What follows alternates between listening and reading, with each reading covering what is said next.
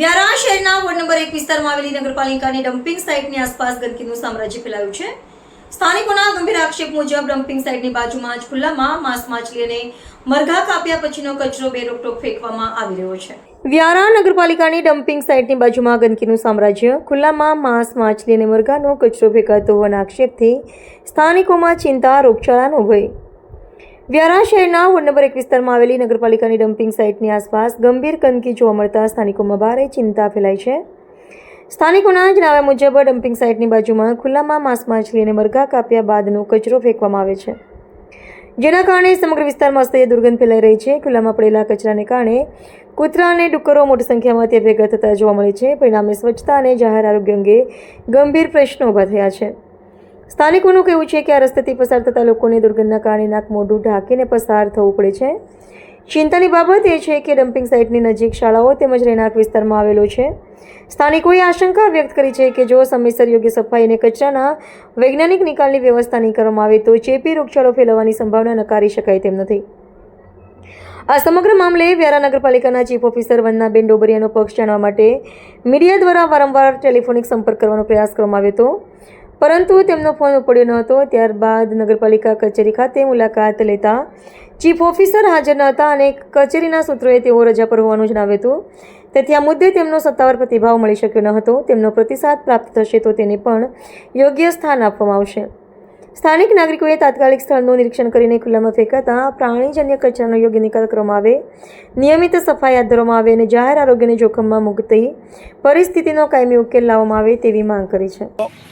2 દિવસ પહેલા આપણે હતા દક્ષિણ વ્યારા વિભાગમાં અને હવે આપણે આવી પહોંચ્યા છીએ ઉત્તર વ્યારા નગરપાલિકાના જે વિસ્તારમાં 1 નંબર વોર્ડમાં આપણે પહોંચ્યા છીએ અને હાલ આપણે તાડકુવા ગામની જે હદ છે 1 નંબર વોર્ડમાં પાછળ ખૂબ મોટું ડમ્પિંગ સાઇટ છે, જે વ્યારાનો તમામ નગરનો જે કચરો છે ડમ્પિંગ સાઇટમાં આવે છે, પણ એ કચરો ડમ્પિંગ સાઇટમાં જવો જોઈએ। જ્યારે અહીંયા આપ જોઈ શકો છો કે રસ્તા પર કોઈ કચરો નાખી જાય છે અને એટલી બધી હદે જે દુર્ગંધ મારતો કચરો છે કે અહીંથી જે રાહદારીઓ જાય છે એમને ફરજિયાત નાકે મોઢે હાથ રાખીને જવું પડે। આસપાસમાં પ્રાથમિક શાળા આવેલી છે સરકારી, જેના વિદ્યાર્થીઓ એમના વાલીઓ અહીંથી અવર જવર કરતા હોય, બીજી અન્ય 2 શાળાઓ આવેલી છે, એક હોસ્પિટલ બાજુમાં આવેલું છે, અહીંથી લોકો જે અવર જવર કરતા હોય ફરજિયાત રોગચાળાના એમાં ભરડામાં આવે એવી શક્યતાઓ સેવાઈ રહી છે। ખાસ વિશેષ જ્યારે નગરપાલિકા મસ્ત મોટા બજેટ ફાળવે છે સ્વચ્છતા માટે, વાહનો ફાળવે છે, તો આ કચરો રોડ ઉપર કેમ?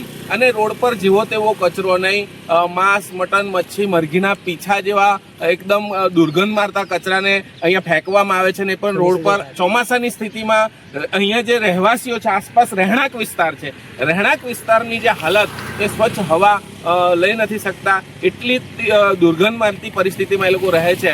તો એના માટે જવાબદાર કોણ?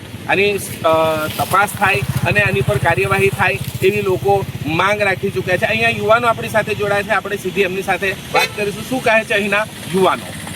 આપનું નામ? પરેશભાઈ તંબોલી। ક્યાં રહેવાનું? અહીંયા ટેકરા પર। તો આજે આટલી બધી ગંદકી છે એ બાબતે આપ શું કહેશો? આ બાબતમાં અમે એમ કહેશું કે આ બધા કચરા અહીંયા ઘડી ઘડી વારંવાર કહેવામાં આવે છે કે કચરો અહીંયા નહીં લાગતા, પણ કચરો અહીંયા લાગે છે। અહીંયાથી ગાડી પર ગાડી લઈને જઈએ તો મોઢું બંધ રાખીને જાય છે। બરાબર, લોકો જે ચાલતા જાય તે લોકોની કન્ડિશન શું થાય? તો બહુ ખરાબ મોઢા પર હાથ રાખીને જાય છે, ઢાંકીને મોઢું જવું પડે। રૂમાલ તમે અત્યારે પાછળ જોયા છે કૂતરા બધું માંસ મચ્છી ખાઈ રહ્યા છે, પીછા નાખેલા છે, તો તમે કોઈ ના નથી પાડતા કે અહીં નહીં નાખવાનું આવું? ના, અમે તો કહીએ, અમે તો પણ એ લોકો માને નહીં। બરાબર છે। આ વિસ્તારના કોર્પોરેટર કે અહીંયાના જે પણ ચૂંટાયેલા જનપ્રતિનિધિ છે, આ ડમ્પિંગ સાઇટની બાજુમાં આટલો બધો કચરો હોય ત્યારે સરકારને શું કહેવા માંગો છો? સરકારને આપણે એ લોકો સમજવું જોઈએ કે બધું સાફ સફાઈ ચોખ્ખી કરો એમ। બરાબર છે। તમને લાગે કે આના કારણે રોગચાળો ફાટી શકે છે કે કોઈ ગંભીર બીમારી ફાટી નીકળે એવું બને? બને। બરાબર છે। તો તમે શું આશા શું છે તમારી કે સાફ થવું જોઈએ? સાફ થવું જોઈએ, ચોખ્ખું રહેવું જોઈએ। અહીંયા બાજુમાં જે શાળા છે વિદ્યાર્થીઓ અહીંથી જ અવર જવર કરે છે? અહીંયાથી જ જવાનું। કેટલી શાળાઓ આજુબાજુમાં આવેલી છે? 2-3 છે। 2-3 સ્કૂલો છે, તો એના કારણે લોકો અહીંથી જાય તો તકલીફ થાય લોકોને? તકલીફ થાય, કાચ બંધ કરીને જાય લોકો તો, પણ બિચારા ગરીબ બીજા માણસ રહે એ લોકો કઈ રીતના જાય?